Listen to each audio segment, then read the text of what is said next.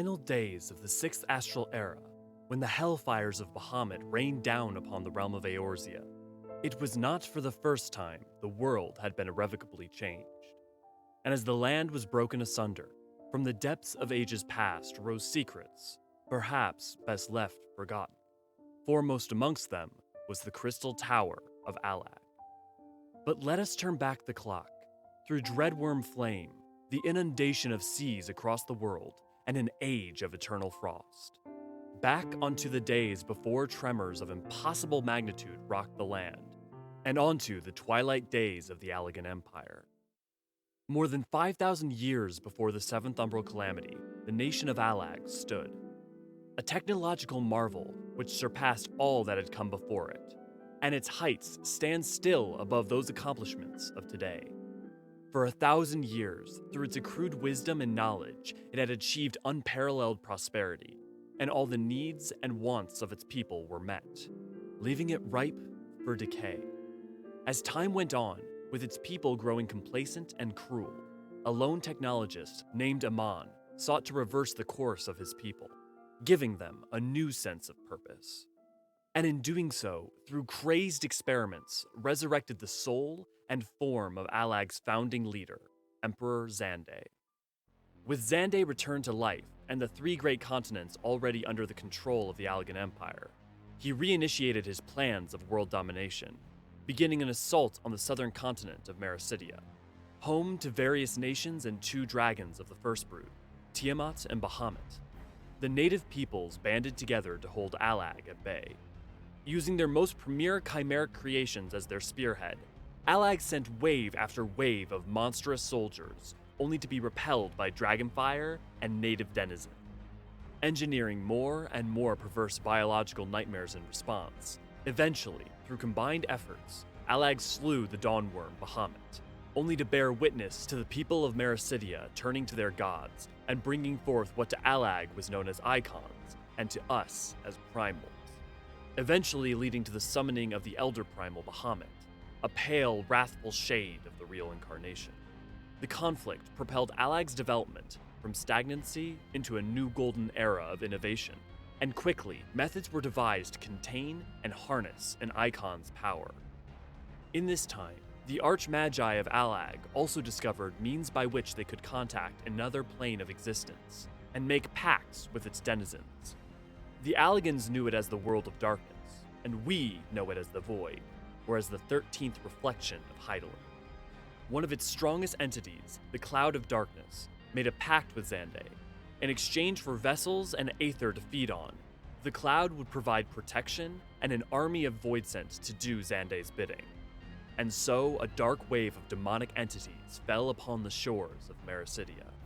For every person they slew, a new vessel was made host to another Voidsent, until even the primal Bahamut could not hold back such a devastating tide. Eventually, he was captured and bound, his body and that of his children encased in a steel sphere and launched into the heavens, where it would play power source and way station, directing the energies of heaven down onto the earth, into the very Crystal Tower, which acted as a battery for these energies, to be put to Allagan use. Over all this slaughter, Emperor Xande only felt one thing: alive. But it wasn't to last. His victory near total, the fire that burned in his chest dimmed, and the fear of the dark nothingness that lay beyond life returned.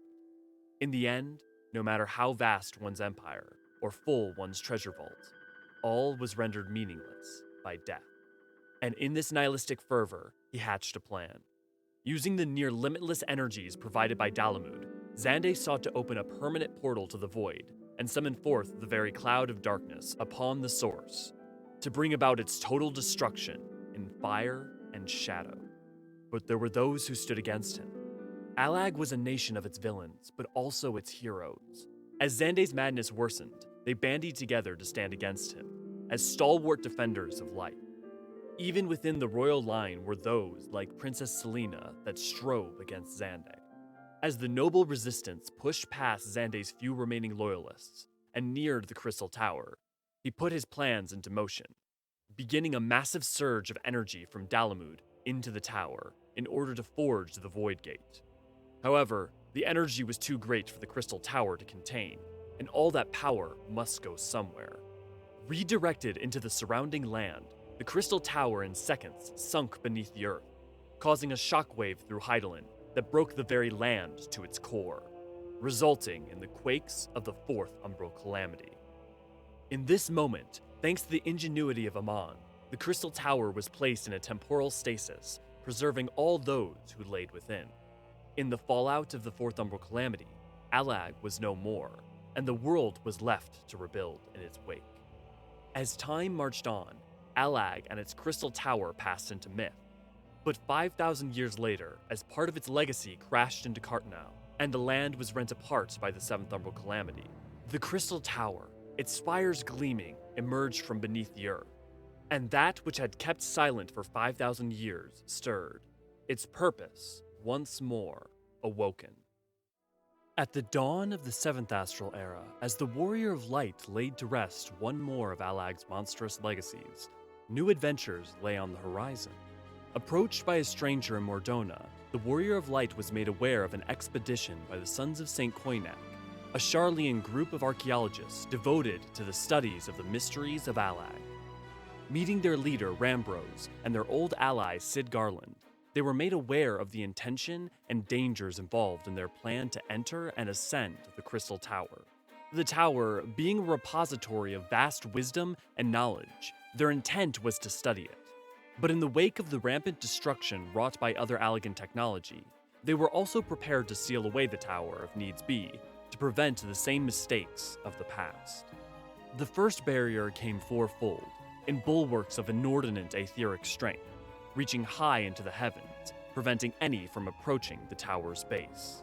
Operating off a theory of like against like, the Warrior of Light was entreated to claim 4 elemental crystals of extreme purity to break each barrier. Further refinement of the crystals also warranted the collection of aether sands, meaning yet another quest. In this time, Rambros also remarked on his missing fellow in researching the Crystal Tower, and hoped for his well-being. In the acquisition of the aether sand, the Warrior of Light happened upon old companions Biggs and Wedge, seeking the same sands for their own work. In lieu of the final sources of aether sand, though, the Warrior of Light found an enigmatic voice, taunting them, and seeking a race to test the Warrior of Light's worth. Taken aback, but no less used to the theatrics of their foes, the Warrior of Light played along, claiming the aether sand and returning to St. Koinak's find. With the crystals prepared and the accompaniment of Biggs and Wedge to the team, preparations for the next step began. Sid took this time to remind all of the Garland Ironworks creed, freedom through technology, emphasizing not even Allag's accrued knowledge could save it, and if needs be, the secrets of the Crystal Tower should be sealed off until such time as man could be trusted with them.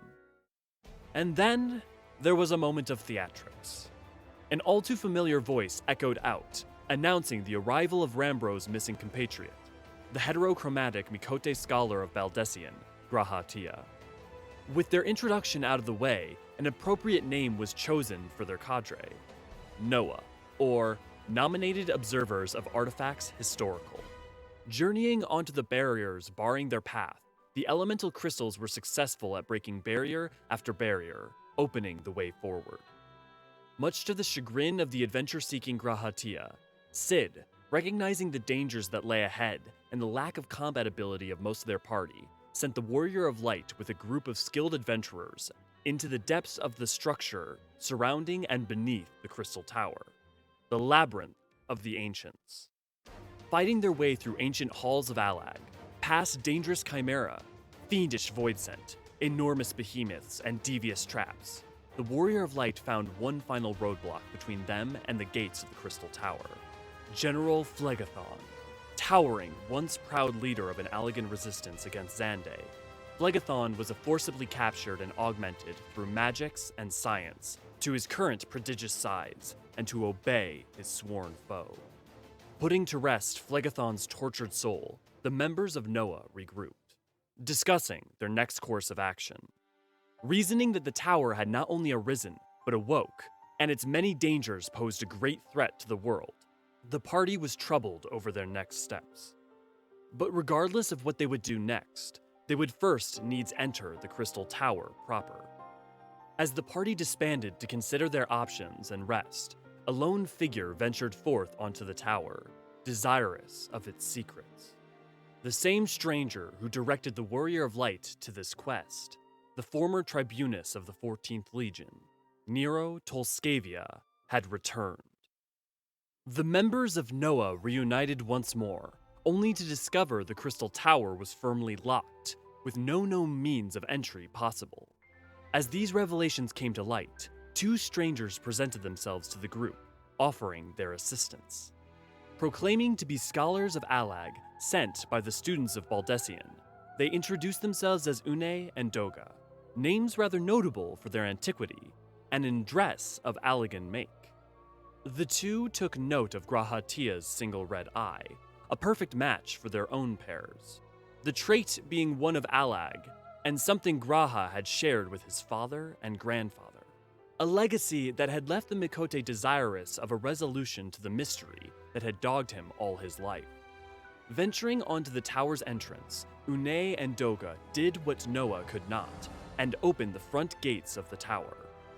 As all stood shocked, a familiar voice echoed as Nero Tolskavia arrived with answers.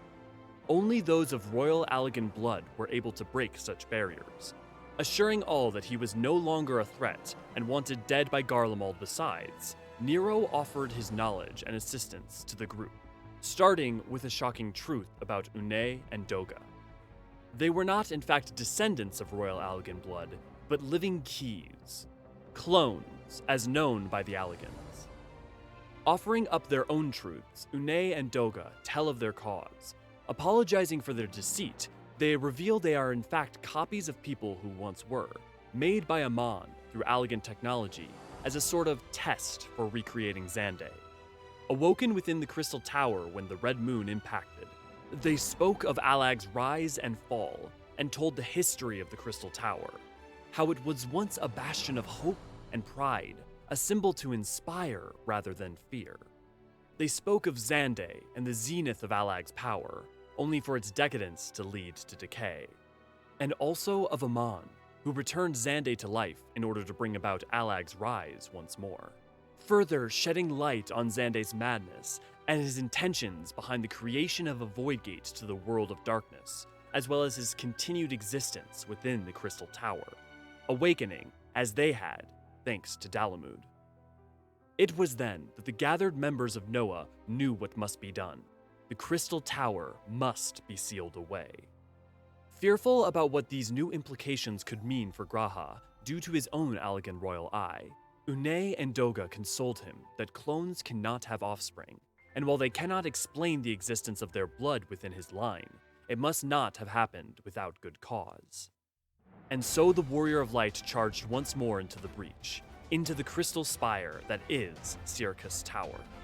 Winding up stairs of stone and crystal, the Warrior of Light and their companions fought through waves of Allagan cruelty, from the enslavement of men, beast, and clone, to the once proud people like Scylla the Archmagus, who in a bid for immortality allowed herself to be experimented on by Amon, only to find when she awoke, where her head once had been, a writhing mass of dogs, which she feared above all else. Onwards past Galcia Labelas, commander of Xande's honor guard, who through willing experimentation gained immortality, but lost all reason. On to the theatrical sadist himself, Amon. Or perhaps merely a clone of his, as he ever was so wont to misdirect and toy with his prey. Laying them all to rest, at last upon the very apex of the Crystal Tower, the Warrior of Light arrived at the Emperor, sat in his throne of crystal, Xande himself. Praising the Warrior of Light's valiant efforts, Xande spoke of darkness drawing close and the return of all to nothingness. The Warrior of Light struck him down, putting an end to the mad Emperor's ambitions, and for a moment, all was quiet. With Xande defeated, Noah united at the top of the Crystal Tower to begin sealing it away, and to close the void tear that lingered.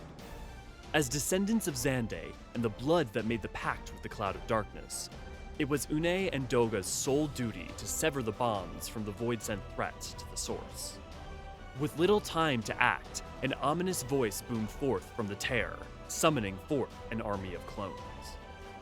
Caught by an echo vision of the past, the Warrior of Light bore witness to Xande addressing these empty husks that were copies of the original Une and Doga. A memory of those days just before the Fourth Umbral Calamity, as Mericidia was conquered, and Xande struck ever more by the melancholy of existence. The scars of death's oblivion ran ever deep. Once more he asked himself, what worth is wealth and power when all must inevitably be consigned to nothingness? And thus Xande declared, so let there be nothingness. The Warrior of Light returned to the present, just in time to bear witness to Une and Doga being pulled within the Void Gate. And in an attempt to save his best leads on the secrets of Allag, Nero sought to prevent this, only to be drawn in as well, with the portal closing behind them. Unable to ascertain their next steps, the remaining members of Noah regrouped and plotted their next course of action. Without knowing its feasibility, they would seek to reopen the Void Gate and save their friends, before shuttering it and the Crystal Tower for good. Fearful that the cloud of darkness might ever grow in strength enough to break through the barrier twixt worlds, the members of Noah hurried their preparations. Their plan was simple, using the energy of Syracuse to force open the Void Gate long enough that a small party could enter the Void and extract those who were lost. Returning to the throne room where the portal had been before, Sid remarked on the tragedy and irony of it all. All that wisdom and accrued knowledge, and all Xande could seek was to destroy. How might history have played out differently if such things had continued to be used for good, or if more people had stood in defiance? Clinging to his eye, and speaking of knowledge coming unbidden from within himself, Graha spoke of the past, that there were those who tried, brave heroes who fought valiantly, both on the front lines and in their own ways, warriors of light of their own time, fighting for a better future. Allag had not been only a bastion of nihilism, but just like all nations, ever split between hope and despair. With all preparations made, the aether of the tower was fueled into reforming the tear between worlds. Pulling the Warrior of Light aside, Graha spoke of their desire to go on a journey with them, even if only this once, to join them beyond the rift. And so, the Warrior of Light prepared to brave the abyss, this time side by side with Graha. From source into reflection, the Warrior of Light and their accrued team faced down void-sent menace of all kinds, and remnants of Amon's clone experiments. A world of astrality and darkness, the Void was inhospitable, while also holding a terrible form of beauty. Through the ruins of a once-living world, onward unto the literal sphere of dark miasma, they arrived at the haunt of the Cloud of Darkness, facing down the demonic Queen of Shadows.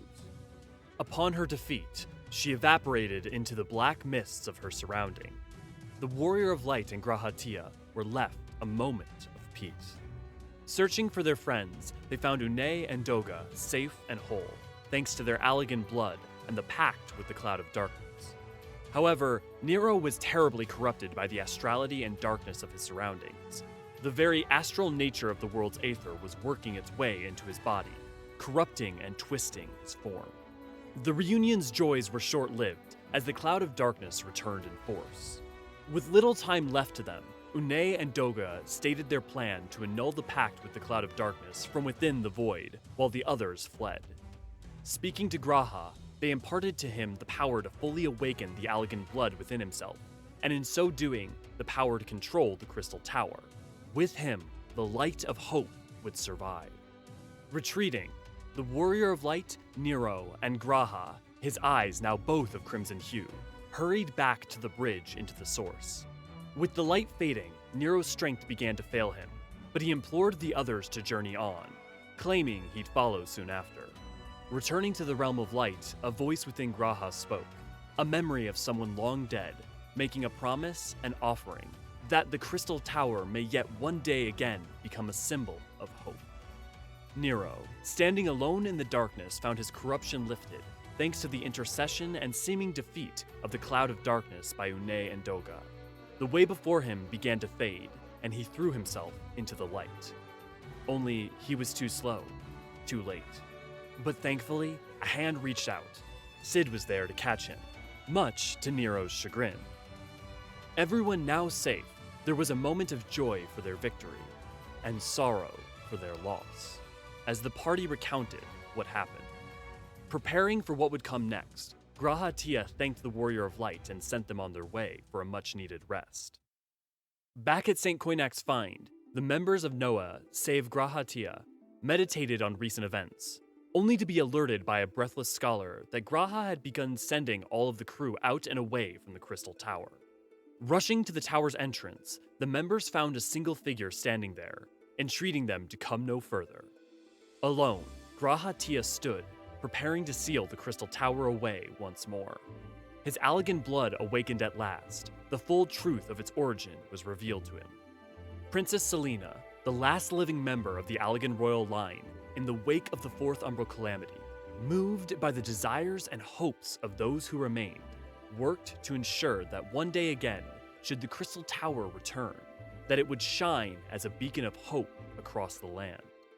To that end, through Allagan technology, she entrusted her blood and lineage to her most faithful confidant, a Mikote named Desh, and Graha Tia's forebearer. Seeking to fulfill his forefathers' and Selena's wish, Graha's plan was simple: to seal the doors until such time as man had accrued the knowledge to open them, and in the interim, the tower itself would act as a guide and light to inspire all to ever greater heights.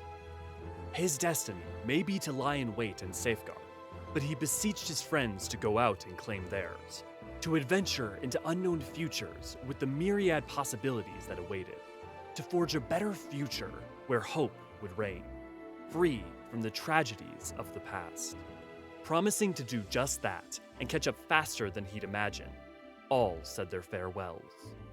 With his final words, Graha Tia told the Warrior of Light his certainty of their role to play in shaping tomorrow, and how eagerly he awaited to see the future born from their courage and the wishes of all those who had been lost to time. And so, the doors sealed behind him, not to open for many years to come. Sometime later, at the precipice of the chasm around the Crystal Tower, Nero Tolskavia stood sentinel. Unenthused with the quiet of the now silent Crystal Tower, he tossed his Magitech device for tracking powerful etheric signatures into the chasm below and left, only for a small time later, a single tone to reach out. That, however, is a story for another day. And so ends one tale of the Crystal Tower, a spire to the heavens, testament and promise to hope. Here, a brave man would stay, standing quiet vigil, until the worlds would need him once again. For now, every time we look to its iridescent spires, let us not think to the sorrows of the past, of the tragedies of Xande, but instead to the heroism of those who gave and will give their all to hold the line, to forge a better path, and onto a hopeful tomorrow.